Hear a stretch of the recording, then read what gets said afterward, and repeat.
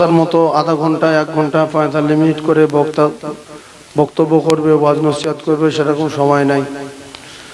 তো আল্লাহ রসুল দিন ও দুনিয়ার বাদশাহ যে শিক্ষার কথা বলেছেন, পৃথিবীর 1 নাম্বার শিক্ষা হলো ইলম শিক্ষা। খায়রুকুম মান তাআল্লামাল কুরআন ওয়া আল্লামাহু। তো আমরা ওস্তাদের কাছে যারা বসে আছি, ছাত্র কিছু শুনেছি। আমরা এখন যারা ওস্তাদের কাছে কিছু শুনলাম, কিছু শিখলাম, কিছু জানলাম, আল্লাহ রসুলের হাদিসের বিধান অনুযায়ী আমরা তাম পৃথিবীর 1 নম্বরে আছি। তো এই যে একটা কথা মুফতি সাহেবের আব্বা আমার বলছিলেন যে আমার ইনুস ও বহু মাদ্রাসা আমি নিয়ে গেছি, ঘাড়ে করে নিয়ে গেছি। একটা মাদ্রাসা থেকে পালিয়েছিল, ফের আমি ধরে নিতে এসেছি। দোয়া করবে পীর সাহেবরা, তো সাধারণ মানুষ তো, শুধু বললো দোয়া করবেন, দোয়া করবেন। আমি বলছি কারোর দোয়া লাগবে না, ফুরফুরার পীর সাহেব সেকেন্ড, আপনি ফার্স্ট। কারণ ফার্স্ট পীর সাহেবের দোয়া যদি লেগে গেছে, সেকেন্ড পীর সাহেব পরে। তো বাবজি মাদ্রাসার ভিতরে খুব খুশি হচ্ছিলেন। আমি বলি আজকের আপনি বলেন আপনার ছেলে যে মুফতি সাহেব হয়েছে, আপনি কিরকম খুশি? এই মাদ্রাসা করেছে, আপনি কিরকম খুশি? বলছে আমি তো ওই জন্য প্রথম জমি তো আমি বললো, আমি এখানে 7-8 বিঘা জমি তুলেছি। তো বাবজি বলছে ওই জন্য তো আমি প্রথম জমিটা তো আমি বললাম। আলি হ্যাঁ আপনি বলেছেন, আরো বলবেন। তো এই কথাটা আপনাদের শোনাচ্ছি কেন? আপনাদের ছেলে যদি আজ মাওলানা হয়, আপনাদের ছেলে যদি আজ মুফতি হয়, আপনারা যে কজন আছেন, ডাক্তার আছেন, মাস্টার আছেন, খুশি না বেজার বলেন? আপনাকে যদি মুফতি সাহেবের আব্বা বলে, আপনি খুশি না? আমার তো মনে হয় মাস্টারের বাপ, ডাক্তারের বাপ, প্রফেসরের বাপ বলাচ্ছে, মুফতি সাহেবের বাপ যদি কোনো মুসলমানের বলে, তার খুশি হওয়া দরকার। কারণ এলো রাসূলুল্লাহর ওয়ারিস, আল ওলামা ওয়ারাসাতুল আম্বিয়া, আম্বিয়াদের ওয়ারিস। সেজন্য মুফতি সাহেবের আব্বা দিয়ে ওয়াজটা শুরু করলাম যে আজকের ওই মানুষটা সন্তানের মাদ্রাসা থেকে আর এই হাই স্কুলের শিক্ষকতা করতে, মানে শিক্ষক হয়েছেন সোহানী মাদ্রাসার, ফের একটা বড় টাইটেল মাদ্রাসা করতে চলেছেন। মেশকাত শুরু হয়ে গেছে, এবারে বুখারী শুরু করবেন। আর মুফতি সাহেবের ডাকে হাজার হাজার মানুষ আসে, যেখানে মোটামুটি ফাঁকা ছিল, রাত্রে মাগরিবের পরে লোক যেতে ভয় করতো, সেখানে এখন মুফতি সাহেব ডাকলে হাজার হাজার মানুষ আসছে। তো সব মিলিয়ে একটা কথা বললাম, আপনি কিরকম খুশি বলেন? বলছে বাবা আমি বিরাট খুশি। তো আপনাদের প্রত্যেকের রাসূলুল্লাহ বলেছে, প্রত্যেকের ছেলেগুলো মেয়েগুলো ভালো তৈরি করো। যদি দুনিয়ায় সম্মান পেতে চাও, কবরে সম্মান পেতে চাও, আও ওয়ালাদিন সালিহিন ইয়াদউ লাহু। এখন কেউ যদি বলে যে আমি আল্লাহও মানি না, নবীও মানি না, সমাজের চাপে কোন রকম চলাফেরা করি, সেটা তার ব্যক্তিগত ব্যাপার।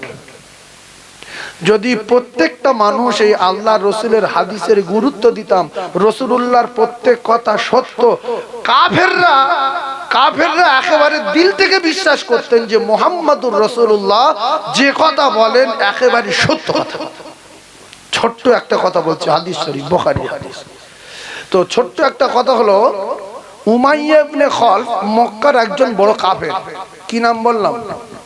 একজন বলেন, উমাইয়া ইবনে খালফ। আর উমাইয়া ইবনে খালফের দোস্ত, মদিনায় বাড়ি, সাদ ইবনে মুআজ রাদিয়াল্লাহু তাআলা। তো সাদ ইবনে মুআজ রাদিয়াল্লাহু তাআলা আনহু উমাইয়া ইবনে খালফের দোস্ত। উমাইয়া ইবনে খালফ কাফের, সাদ ইবনে মুআজ রাসূলুল্লাহ সাহাবী। তো রাসূলুল্লাহ সাহাবী সাদ ইবনে মুআজ রাদিয়াল্লাহু তাআলার বাড়ি মক্কা থেকে উমাইয়া যখন মদিনা যেতেন, কোনো কাজে হোক, ব্যবসায় হোক, সাদ রাদিয়াল্লাহু তাআলার বাড়ি গিয়ে উঠতেন। তো সাদ রাদিয়াল্লাহু তাআলা একদিন বললেন যে রাসূল তো মদিনায়, আর মক্কায় বিরাট চাপ, কারণ আবু জেহেল রয়েছে, আবু সুফিয়ান, উতবা, সাইবা, এদিকে আবু লাহাব, এসব গাড্রা গাড্রা কাফের। এর সঙ্গে উমাইয়া আমার দোস্ত, একটা কাফের আমার দোস্ত। কটা কাফের দোস্ত? একটা কাফের দোস্ত। সময় নাই, খুব মানে সংক্ষেপে 2-3 মিনিটে বলে দিচ্ছি। তো কাবা তপ বলে সাদ ইবনে মুআজ মক্কায় উমাইয়া কাফের দোস্তর বাড়ি উঠলেন। উঠে বলছে দোস্ত এমন একটা ফাঁকা টাইমে আমার কাবা তওয়াফ করাবে, সেই সময় যেন ভিড়টা কম থাকে। তো সাদ রাদিয়াল্লাহু তাআলা নূর উমাইয়া ইবনে খালফ কাফের কাবা তওয়াফ করতে নিয়ে গেছে দুপুরবেলা। দুপুরবেলা কাবা তওয়াফ করতে নিয়ে গেলে আবু জেহেল দেখতে পেয়েছে। উমাইয়া কেউ বলছে এটা সাদ আমার দোস্ত, মদিনায় বাড়ি। বলছে আজকে তুমি যদি না থাকতে তো কাবা তওয়াফ করা 7 জীবনের মতো মিটে দিতাম। সঙ্গে সঙ্গে সাদ রাদিয়াল্লাহু তাআলা বললেন তুমি কার হুমকি দিচ্ছ? আবু জেহেল, আমি একজন মুসলমান, রাসূলুল্লাহ সাহাবী। তুমি যদি আজকে আমার এখানে কিছু করো তো মদিনার রাস্তায় তোমার আর তোমার লোকজন সহ আমি নাস্তা নাবুদ করে দেব। সঙ্গে সঙ্গে সাদ রাদিয়াল্লাহু তাআলার কথা শুনে উমাইয়া ইবনে খালফ বললেন, সাদ তুমি কার সামনে কি বলছো? তুমি চেনো? আবুল হেকাম মক্কার একজন লিডার, আবু জেহেল মক্কার একজন লিডার। সাদ রাদিয়াল্লাহু তাআলা, উমাইয়া তুমিও সাবধান। মুসলমানের হিম্মত আছে না নাই? লক্ষ লক্ষ কাফের, রাসূলুল্লাহ মদিনায়, বলছে তুমিও সাবধান। আমি আল্লাহর কসম খেয়ে বলছি সাদ, রাসূলুল্লাহর নিজে মুখ দিয়ে আমি শুনেছি তোমার মুসলমানেরা টুকরা টুকরা করবে, শুনে রেখে দিও তুমি। সাদ রাদিয়াল্লাহু কথা শুনে উমাইয়া ইবনে খালফ একটা কথা জিজ্ঞাসা করলেন, কোথায়? মক্কায়। তো বলছে তা জানি না। দৌড় মারলেন, দৌড় মেরে গিন্নির কাছে গিয়ে বলছে যে শুনেছো আমার দোস্ত সাদ আমার একটা সংবাদ দিয়েছে, মুহাম্মাদের লোকজন নাকি আমার টুকরা টুকরা করবে, এ কথা সত্য সত্য সত্য। তো আমি আল্লাহর কসম খেয়ে বলছি আমি মক্কা থেকে আর বাইরে বার হব না। তাহলে একজন কাফের আল্লাহ রসুলের কথা শুনে একজন সাহাবীর মুখ দিয়ে সে আল্লাহর কসম খাচ্ছে মুহাম্মদ যেহেতু বলেছে তার লোকজনেরা মারবে, এটা সত্য, এটা সত্য, এটা সত্য। তো আমরা যারা মুসলমান এখানে বসে আছি আমরা বিশ্বাস করে উঠতে পারি না যে রাসূলুল্লাহ যেটা বলেছে খায়রুকুম মান তাআল্লামাল কুরআন ওয়া আল্লামা, এই শিক্ষা পৃথিবীর 1 নাম্বার। কোন ওস্তাদের কাছে কোন ছাত্র যদি 24 ঘন্টার ভিতরে 1 মিনিট শুধু ইলম শিক্ষা করে তো ওস্তাদও পৃথিবীর 1 নাম্বার, আমলের দিক দিয়ে পাওয়ারের দিক দিয়ে ছাত্রও পৃথিবীর 1 নাম্বার। এই রাসূলের হাদিসটা আমরা 100 এর ভিতরে 80 জন মুসলমান গুরুত্ব দেই না, যাদের বিবেক বুদ্ধি বেশি, জ্ঞান বেশি, সমাজে শিক্ষিত মানুষ বলে পরিচিত, দামি মানুষ বলে পরিচিত, এরা দাম দেয় না। 100 এর ভিতরে 80 জন ও মুহাম্মদ কোথায় কি বলেছে ছাড়ে তো। আজকের মুফতি সাহেবের আব্বা তার ছেলে আরবি পড়িয়েছে, বাংলা পড়িয়েছে, বিএড করিয়েছে, তাই সেও হাই স্কুলে চাকরি করছে, সিনিয়র মাদ্রাসা চাকরি করছে এবং নিজে একটা বড় টাইটেল মাদ্রাসা খোলার চেষ্টা করে এসেছেন। ইনশাআল্লাহ সফল হয়েছেন বলে কথা নেই, আর মাত্র 1 বছর বাকি। আমরা সবাই দোয়া করব যে আমাদের প্রত্যেকটা ছেলে যেন আলেম হয়, প্রত্যেকটা ছেলে যেন মুফতি হয়, প্রত্যেকটা ছেলে যেন কোরআন শিক্ষা দিতে পারি, কোরআন শরীফ পড়তে পারে, এরকম যেন আমরা শিক্ষা দিতে পারি। ভালো এবং মন্দ, হালাল এবং হারাম এতটুকু জানার জন্য ইলম শিক্ষা যেন দিতে পারি। মাওলানা, মুফতি, হাফেজ সাহেব আপনি করানোর দরকার নেই, আপনি হালাল হারাম বোঝানোর শিক্ষাটা দেবেন। 5 ওয়াক্ত নামাজ পড়তে পারবে, কোরআন পড়তে পারবে।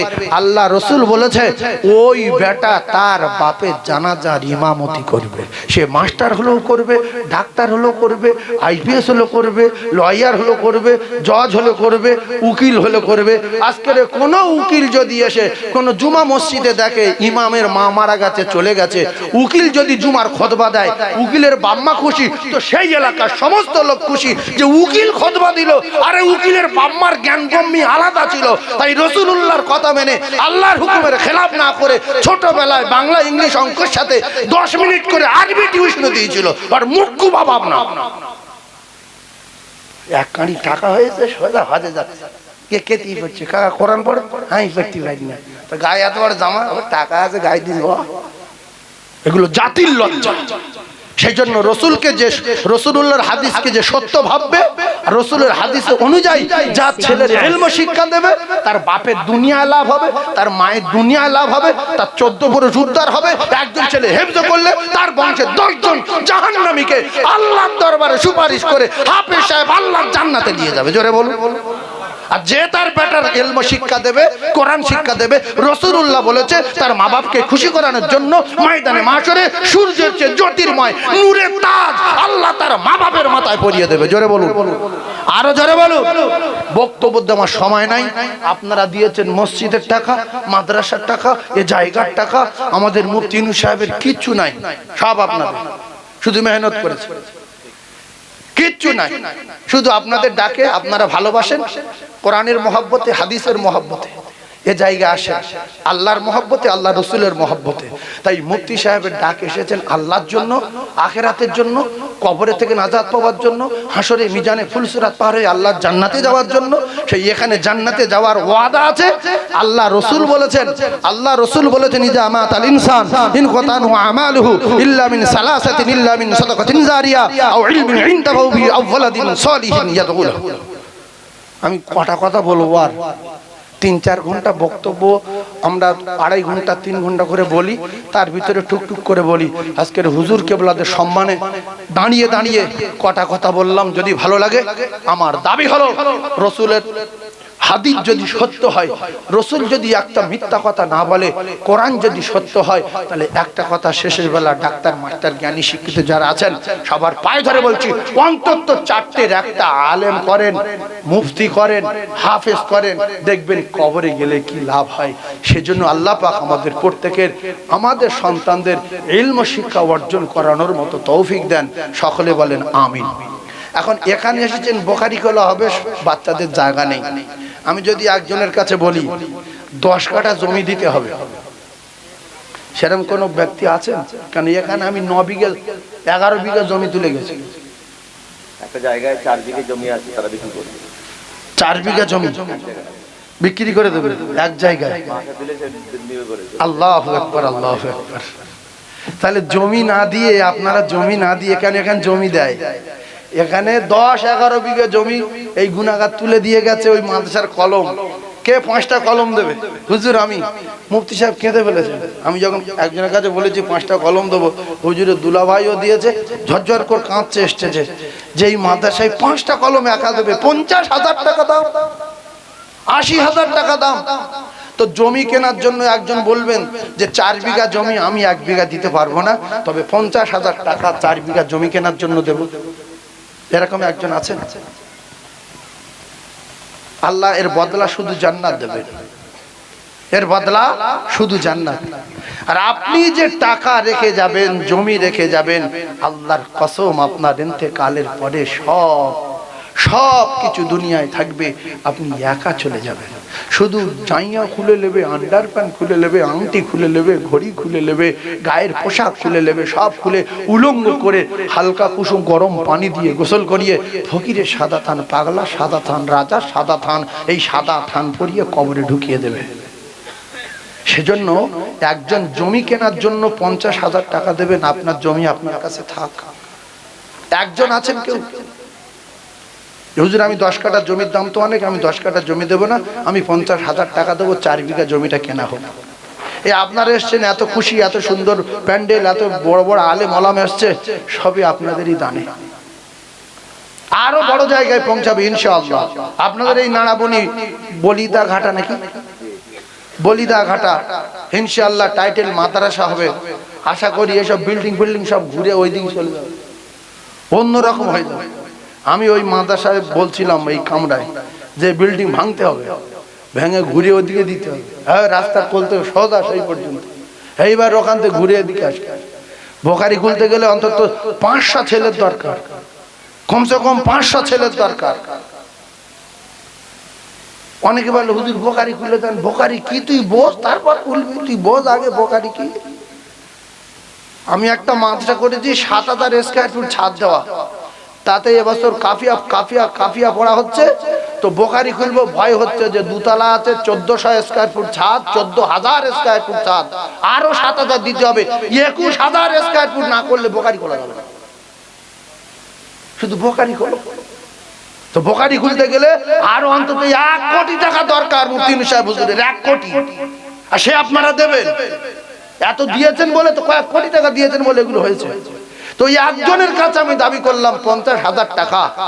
একজন আল্লাহ বিশ্বাসী, কোরআন বিশ্বাসী, আল্লাহর দোস্ত হওয়ার জন্য, as-saqi হাবিবুল্লাহ, আল্লাহর দোস্ত হওয়ার জন্য একজন 50,000 টাকা বলেন। আলহামদুলিল্লাহ। হ্যাঁ বাবু দেবেন, আল্লাহ দেখেন। হাজী জাহাঙ্গীর সাহেব না, আমাদের আলহাজ সম্মানীয় জাহাঙ্গীর সাহেব বলেন জিন্দাবাদ, একটু জোরে বলেন জিন্দাবাদ। আমার ভাই আল্লাহ পাক, আমাদের রবিউল ইসলাম সাহেব শরীফ, আমাদের সম্মানীয় রবিউল ইসলাম সাহেব, আমার মুফতি সাহেবের খালাতো ভাই, আর মুফতি সাহেবের জাতীয় আছে দুলো ভাই, খালাতো ভাই, মামাতো ভাই, ফুফুতো ভাই। আমি দেখেছি যতবার কালেকশন করতে এসেছি প্রচন্ড একটা দান করে। তাহলে 50 কত হলো? 1 লাখ। হুজুর কেবলা রয়েছেন, দোয়া করবেন। তাহলে আমাদের হাজী সাহেব কি নাম বললেন প্রথমে? জাহাঙ্গীর ভাই। একটু সবাই খুশি হয়ে তাকবীর দেন, নারে তাকবীর। আরেকটু বলেন নারে তাকবীর। আমাদের মুফতি সাহেবের ফুফুতো ভাই নাকি, ওটা কি বললেন? 50,000। আমাদের সম্মানীয় রবিউল ইসলাম সাহেব 50,000 টাকা। জোরে তাকবীর দেন, নারে তাকবীর। 50,000 টাকা বলেন মারহাবা। জোরে